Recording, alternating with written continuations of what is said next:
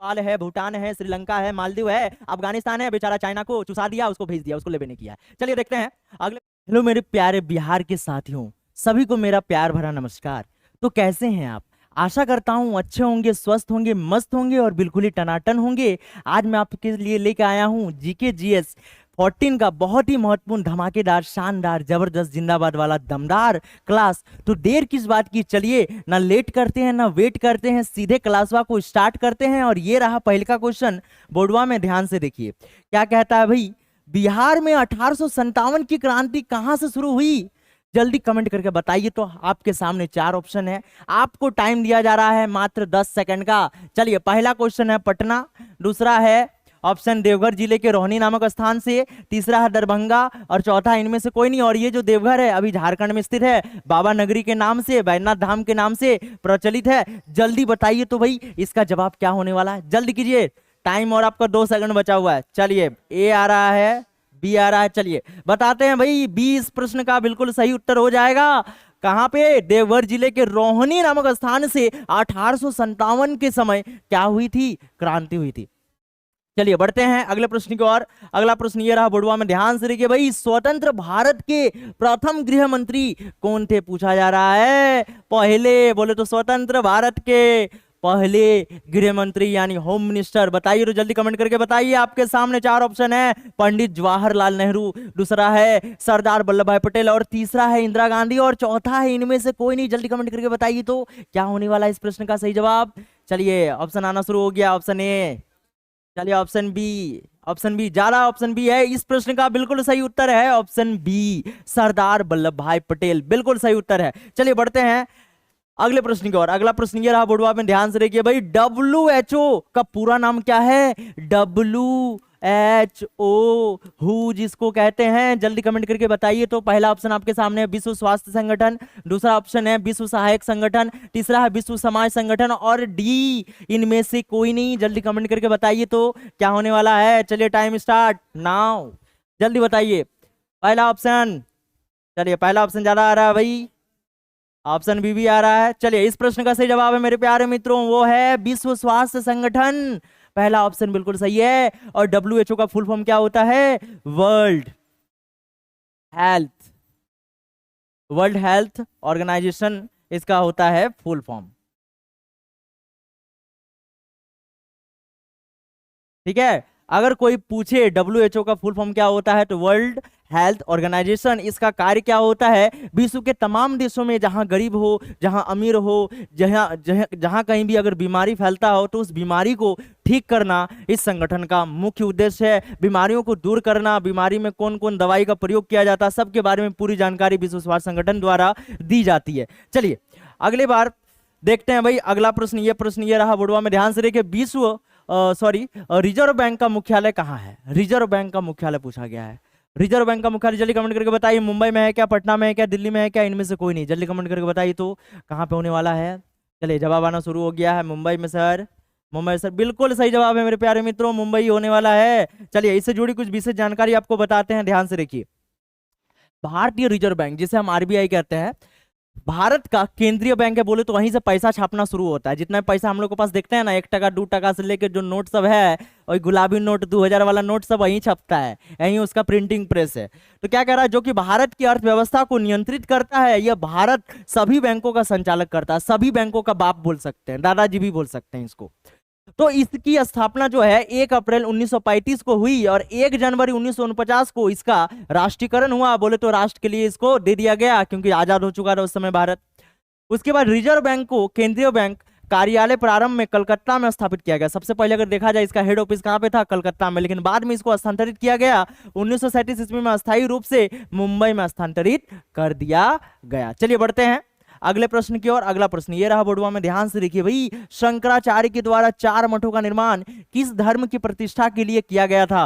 पहले का ऑप्शन है सनातन धर्म, दूसरा का ऑप्शन है बौद्ध धर्म और तीसरा का ऑप्शन है जैन धर्म और चौथा इनमें से कोई नहीं। जल्दी कमेंट करके बताइए तो भाई क्या होने वाला। आपको 5 सेकंड का समय दिया जाता है, जल्दी जल्दी कमेंट कीजिए।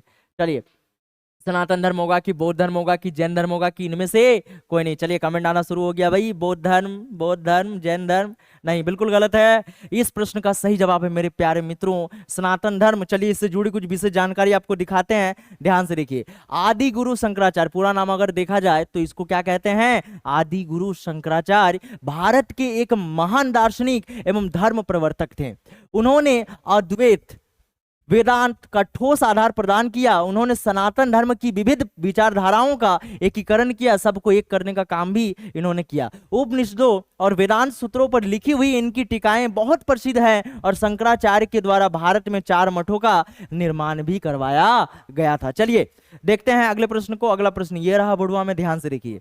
सिराजुद्दौला और ब्रिटिश के बीच प्लासी का युद्ध कहां पे हुआ, मैंने कब हुआ पूछा गया है, जल्दी कमेंट करके बताइए। 21 जून 1757 को क्या, 22 जून 1756 को क्या, 23 जून 1757 को क्या, इनमें से कोई नहीं। बहुत ही महत्वपूर्ण लड़ाई है और ये एग्जाम के दृष्टिकोण के लिए भी बहुत ही महत्वपूर्ण है, क्योंकि बहुत बार एग्जाम में ये प्रश्न पूछा गया है। जल्दी कमेंट करके बताइए। सबसे पहले आपको हम ये बताते हैं, ये जो प्लासी है ना, ये कौन से जिले में है और कौन सा राज्य में है। ये कौन सा राज्य में है बोले तो बंगाल में है, और जिला बोले तो नादिया जिला का पलासी नामक स्थान पर ये युद्ध हुआ था। पलासी एक मैदान है, वहां पे घाटी भी है। तो इस प्रश्न का सही जवाब है मेरे प्यारे मित्रों 23 जून 1757। चलिए देखते हैं अगला प्रश्न। अगला प्रश्न ये रहा बुढ़वा में, ध्यान से देखिए। इनमें से कौन सार्क का सदस्य, जिसको हम लोग दक्षिण के नाम से जानते हैं, दक्षिण, ठीक है, क्या मालदीव, मॉरिशस, चीन, जापान, जल्दी कमेंट करके बताइए तो कौन इसका सदस्य है। और अगर बताएं तो भारत का पड़ोसी देशों में ज्यादातर ये आ जाता है, तो जल्दी कमेंट करके बताइए। इसका तो हम ऑप्शन भी बता दिए आपको, जल्दी कमेंट कीजिए। चलिए ऑप्शन आना शुरू हो गया है। मॉरिशस, चीन, जापान, नहीं रे बुड़बक, होगा मालदीव। क्या होने वाला है, मालदीव। सार्क में टोटल 8 देश हैं और ये 8 देश आप देख सकते हैं बुढ़वा में, ध्यान से देखिए। पहले हम फुल फॉर्म बताते हैं, दक्षिण एशियाई क्षेत्रीय संघ सार्क इसको कहते हैं। The south Asian association for regional cooperation, जिसे हम सार्क के नाम से जानते हैं, का मुख्यालय अगर देखा जाए, अगर पूछे आपसे, सीधा बोलना भाई काठमांडू, जो कि कौन सा है, कौन सा देश का है राजधानी काठमांडू, जल्दी कमेंट करके बताइए तो ये नेपाल का है। चलिए, सार्क की स्थापना 8 दिसंबर 1985 को की गई थी। इसका प्रथम शिखर सम्मेलन 1985 को ढाका यानी बांग्लादेश में किया गया था।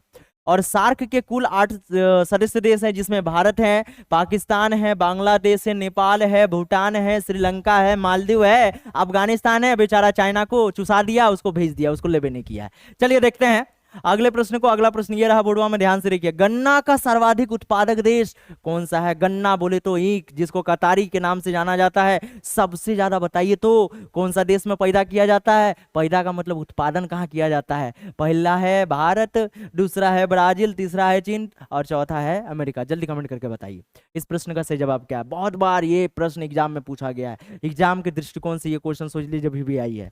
जल्दी बताइए। चलिए कमेंट आना शुरू हो गया। Option number A, option B, option C, भाई सभी कर दो, डीओ कर दो, कोई दिक्कत नहीं है। इस प्रश्न का सही जवाब है मेरे प्यारे मित्रों ब्राजील।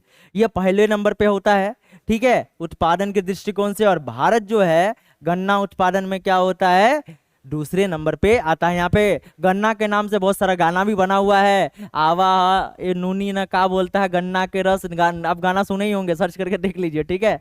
चलिए आगे बढ़ते हैं अगला प्रश्न की ओर। अगला प्रश्न ये रहा बुढ़वा में, ध्यान से देखिए भाई। जय जवान जय किसान का नारा किसने दिया।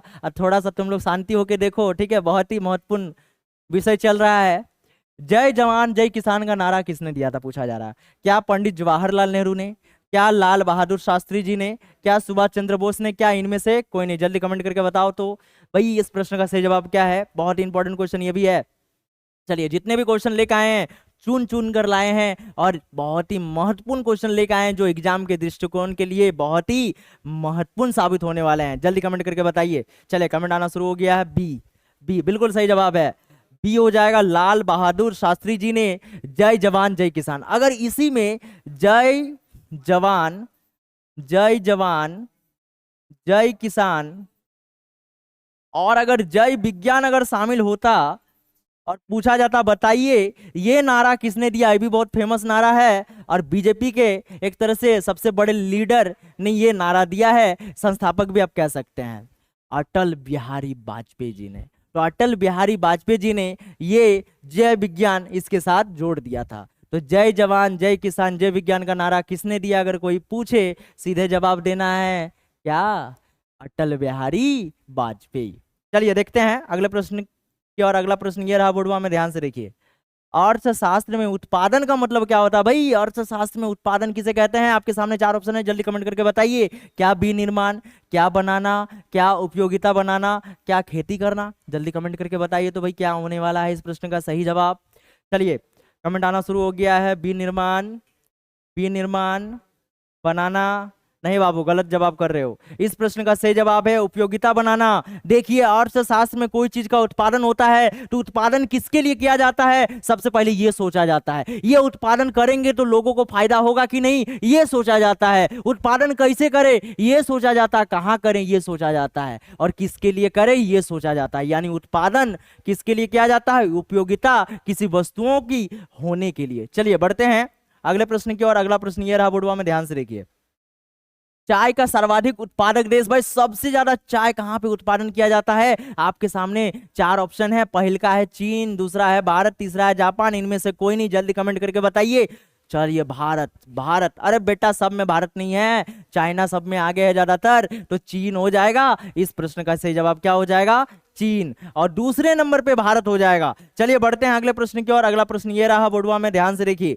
गौतम बुद्ध की मृत्यु कहाँ हुई थी, गौतम बुद्ध कहाँ पे मरे थे, इसके बारे में इस प्रश्न में पूछा गया है। आपके सामने चार ऑप्शन है, कुशीनगर, पाटलिपुत्र, दिल्ली, और इनमें से कोई नहीं, जल्दी कमेंट करके बताइए तो इस प्रश्न का सही जवाब क्या होगा भाई।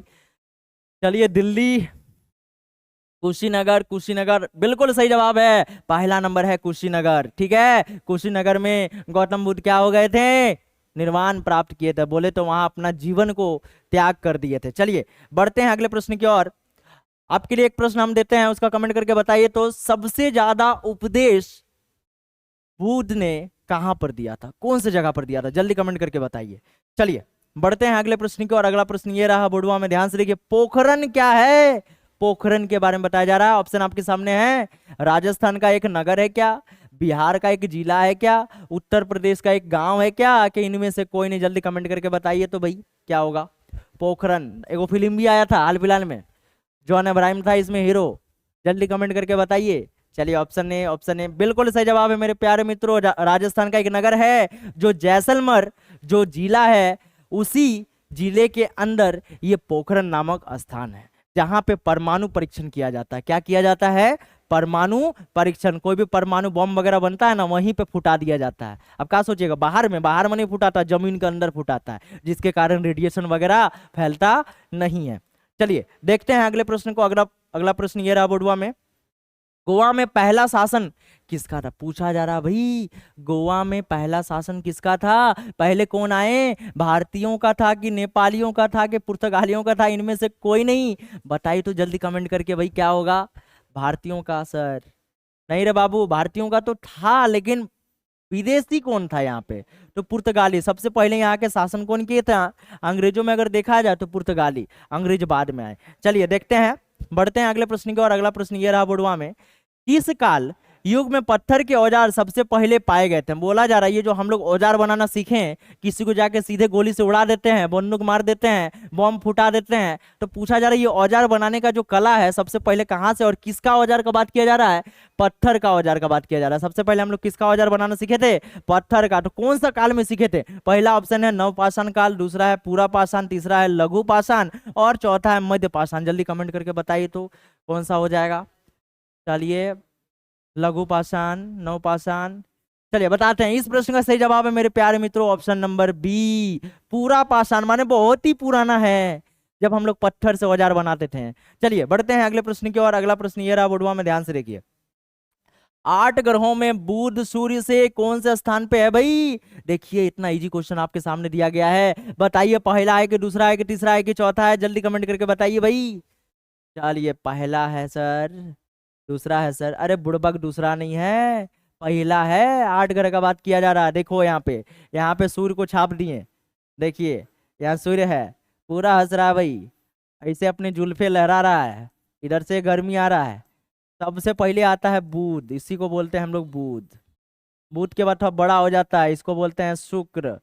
फिर इसके बाद पृथ्वी, फिर इसके बाद मंगल, फिर इसके बाद बृहस्पति, फिर इसके बाद शनि, फिर इसके बाद अरुण, फिर इसके बाद वरुण। टोटल हो गया ना 8 ग्रह। सबसे पहले कौन है? बुध है। तो इस प्रश्न का सही जवाब क्या होगा? पहला, यानी बुध। चलिए देखते हैं अगले प्रश्न की ओर। अगला प्रश्न ये रहा बुढ़वा में, भारत का कौन सा पड़ोसी देश बर्मा के नाम से भी जाना जाता है? कौन सा? बर्मा के नाम से। जल्दी कमेंट करके बताइए। म्यांमार, बांग्लादेश, भूटान, चीन। जल्दी कमेंट करके बताइए। क्लास 9 का क्वेश्चन है एक तरह से। जल्दी बताइए क्या होगा इस प्रश्न का सही जवाब? म्यांमार। बिल्कुल सही जवाब है, म्यांमार हो जाएगा। चलिए अगला क्वेश्चन देख लेते हैं। अगला क्वेश्चन ये रहा, भारत में कोयले के भंडार और उत्पादन के संबंध में सबसे अमीर राज्य कौन है भाई, जिसके अंदर सबसे ज्यादा कोयला पाया जाता है? झारखंड, मध्य प्रदेश, पश्चिम बंगाल, छत्तीसगढ़। जल्दी कमेंट करके बताइए। इस प्रश्न का सही जवाब है मेरे प्यारे मित्रों, सही जवाब है आप लोगों ने जो दिया है वो क्या है? Option A Jharkhand. कोल नगरी के नाम से धनबाद को जाना जाता है, जहां से हम लोग बिलोंग करते हैं, हम बिलोंग करते हैं। मध्य प्रदेश, पश्चिम बंगाल, छत्तीसगढ़, और छत्तीसगढ़ जो है ना बाबू ये तीसरे नंबर पे आता है। और उड़ीसा जो होता है कोयला उत्पादन के मामले में दूसरे नंबर पे आता है। तो पहला हो गया झारखंड, दूसरा हो गया उड़ीसा, और तीसरा हो गया क्या? छत्तीसगढ़। चलिए बढ़ते हैं अगले प्रश्न की ओर। अगला प्रश्न ये रहा बुढ़वा में, ध्यान से देखिए। बिहार के डैश जिले में नागी बांध स्थित है? कौन सा जगह है जहां नागी बांध है भाई? जमुई है क्या, लखीसराय है क्या, नवादा है क्या, बांका क्या है? जल्दी बताइए तो भाई इन चारों में से क्या हो जाएगा? चलिए ऑप्शन आ रहा है डी बांका, नहीं। बी लखीसराय, ये भी नहीं होने वाला है। इस प्रश्न का सही जवाब है मेरे प्यारे मित्रों जमुई। जमुई के झाझा प्रखंड में, झाझा प्रखंड में क्या है? नागी बांध, नागी बांध स्थित है। चलिए इससे जुड़ी कुछ विशेष जानकारी आपको बताते हैं जुड़ी हुई। देखिए नागी बांध बिहार के जमुई जिले के झाझा प्रखंड में स्थित है। नागी नकटी जलाशय प्रवासी पक्षियों के लिए प्रसिद्ध है। किस लिए प्रसिद्ध है? पक्षियों के लिए। इसे पक्षी अभयारण्य की मान्यता भी प्राप्त है। और 15 से 17 जनवरी 2021 के बीच यहाँ बिहार का पहला राज्य पक्षी महोत्सव कलरव का आयोजन किया गया है। मंदार झील बांका जिले में स्थित है, और ककोलत जलप्रपात नवादा जिले में स्थित है। चलिए बढ़ते हैं अगले प्रश्न की ओर। अगला प्रश्न ये रहा बोर्डवा में, ध्यान से देखिए। कौन सा कानून कार्य क्षेत्र में महिलाओं के आर्थिक हितों की रक्षा करता है? तुम लोग चल जाओ, संकट सर को बुला लो और उस रूम में जाकर पढ़ो, ठीक है? बुला लो संकट सर को। कौन सा कानून कार्य क्षेत्र में महिलाओं के आर्थिक हितों की रक्षा करता है? पहला का है कुटुंब न्यायालय अधिनियम 1984, दूसरा है दहेज प्रतिषेध अधिनियम 1961, तीसरा है विशेष विवाह अधिनियम 1872, और तीसरा है समान परिश्रमिक अधिनियम 1976। जल्दी कमेंट करके बताइए तो क्या होने वाला है। चलिए कमेंट करना शुरू हो गया है। ऑप्शन नंबर ए बी नहीं बाबू, ऑप्शन नंबर डी हो जाएगा, समान पारिश्रमिक अधिनियम 1976। महिलाओं को भी क्या करना है भाई? समान दर्जा मिलना चाहिए। चलिए बढ़ते हैं अगले प्रश्न की ओर। अगला प्रश्न ये रहा बोर्डवा में, ध्यान से देखिए। मीर कासिम ने अपनी राजधानी मुर्शिदाबाद से कहां स्थानांतरित की थी? मीर कासिम जो थे मुर्शिदाबाद से अपनी राजधानी को कहां लेके चल गए? पहला है मुंगेर, दूसरा है लखनौती, तीसरा है बर्धमान, और चौथा है मिदनीपुर या मिदनापुर के नाम से जिसे जाना जाता है, इसको मैदिनीपुर कहते हैं। जल्दी कमेंट करके बताइए तो इस प्रश्न का सही जवाब क्या होगा।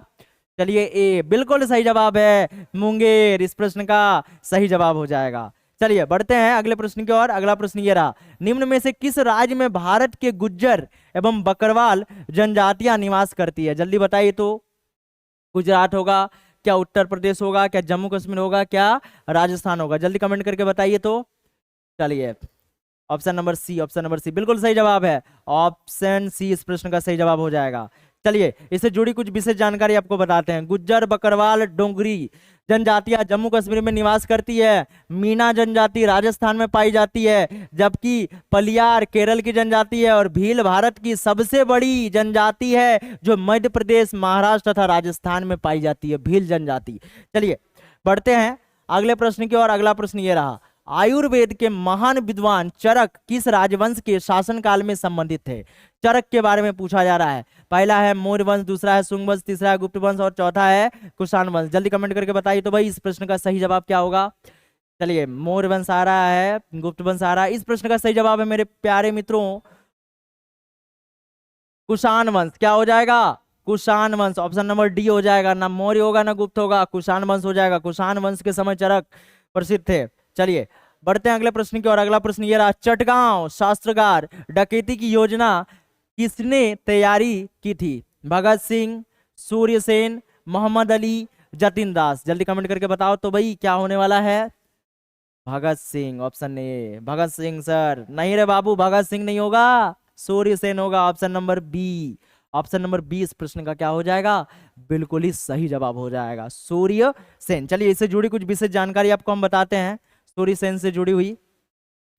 सूर्यसेन को मास्टर दा के नाम से जाना जाता है। कौन सा दा? मास्टर दा के नाम से भी जाना जाता है। इन्होंने पूर्वोत्तर भारत में साम्याश्रम नामक क्रांतिकारी संगठन की स्थापना की थी। 1928 में इन्होंने अपने दल का नाम इंडियन रिपब्लिक आर्मी रखा। 18 अप्रैल 1930 की रात में चटगांव के 2 शस्त्रागारों को लूटने की योजना इनके द्वारा बनाई गई थी और 16 फरवरी 1933 को गोयराला गांव के जमींदार मित्रसेन के घर से थानेदार माखनलाल दीक्षित ने मास्टर दा को गिरफ्तार कर लिया था और 12 जनवरी 1934 को उनको फांसी दे दी गई थी। बड़ी दुख हुआ सुन के। चलिए बढ़ते हैं अगले प्रश्न की ओर। अगला प्रश्न ये रहा, बुढ़वा पे ध्यान से देखिए, भारत का उष्ण कटिबंधीय वन शोध संस्थान डैश कहाँ स्थित है भाई? हैदराबाद, देहरादून, कोयम्बटूर, जबलपुर। जल्दी इस प्रश्न का जवाब दीजिए।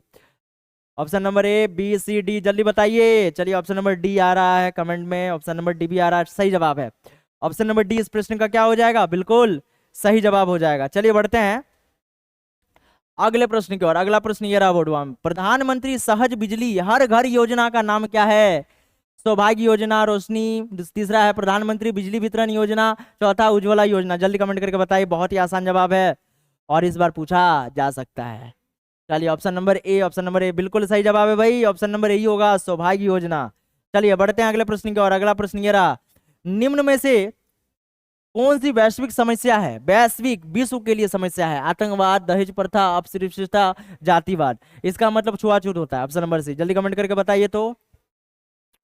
ऑप्शन नंबर ए सर, ऑप्शन नंबर ए बिल्कुल सही जवाब है बाबू, ऑप्शन नंबर ए ही होगा, आतंकवाद सभी के लिए बड़ी समस्या है। अगला प्रश्न देखते हैं, बिहार के निम्नलिखित जिला में से कौन सा बिहार के नक्शे पर सर्वाधिक पूर्व में, सर्वाधिक पूर्व में, एकदम पूर्व में कौन सा जिला है इस जगह पे? बताइए तो भाई। इस जगह पे किशनपुर है क्या, किशनगंज है क्या, भागलपुर है क्या, कटिहार है क्या, पूर्णिया है? जल्दी कमेंट करके बताइए तो। सर किशनगंज है सर, बिहार के हम हैं, बहुत जानते हैं सर, किशनगंज अगर एकदम जानते हो रे बाबू, किशनगंज ही होगा इस प्रश्न का सही जवाब। चलो देखते हैं, अब तुम जानते हो, बिल्कुल जानते हो। चलिए अगले क्वेश्चन को देखते हैं, राज्यसभा के पास लोकसभा के बराबर अधिकार है संविधान के संशोधन में, सरकार के निष्कासन में, कटौती प्रस्तावों में, नई अखिल भारतीय सेवाएं बनाने के मामले में। जल्दी कमेंट करके बताओ तो इस प्रश्न का सही जवाब क्या होने वाला है? सर कटौती प्रस्ताव में, सी होगा, सी होगा सर। नहीं बाबू सी नहीं होगा, इस प्रश्न का सही जवाब है संविधान संशोधन में। चलो इससे जुड़ी कुछ विशेष जानकारी तुमको बताते हैं। अनुच्छेद 79 के तहत संसद के 3 अंग होते हैं, राष्ट्रपति, राज्यसभा, लोकसभा, आप लोग जानते ही होंगे, तथा 2 सदन, लोकसभा, राज्यसभा। राज्यसभा को उच्च सदन और लोकसभा को निम्न सदन कहा जाता है, परंतु लोकसभा को कुछ विशेष मामलों में राज्यसभा से अधिक अधिकार प्राप्त है। और साधारण विधेयक को पारित करने में संविधान संशोधन विधेयक पर दोनों सदनों का क्या दिया है? बराबर है। साधारण विधेयक का जब बात किया जाता है, लोकसभा को धन विधेयक के मामले में विशेष अधिकार प्राप्त है, धन विधेयक के मामले में। चलिए बढ़ते हैं अगले प्रश्न की ओर। अगला प्रश्न ये रहा बोर्डवा में, ध्यान से देखिए, ब्रिटिश ईस्ट इंडिया कंपनी की स्थापना कब हुई? 1600 ईस्वी में क्या, 1602 में, 1628 में, 1664 में? जल्दी बताइए, बहुत ही आसान जवाब है। चलिए ऑप्शन नंबर ए होगा सर, बिल्कुल 100%। हाँ सर यही होगा, हाँ सही बाबू एकदम सही है, 1600 ईस्वी में होगा, ऑप्शन नंबर 1। तो आपको बताना है ये सेशन कैसा लगा। सेशन अच्छा लगा हो तो वीडियो को लाइक कर दीजिएगा और चैनल में पहली बार आए तो चैनल को सब्सक्राइब करके जाएगा। तो मिलते हैं नेक्स्ट वीडियो में। जय हिंद, वंदे मातरम।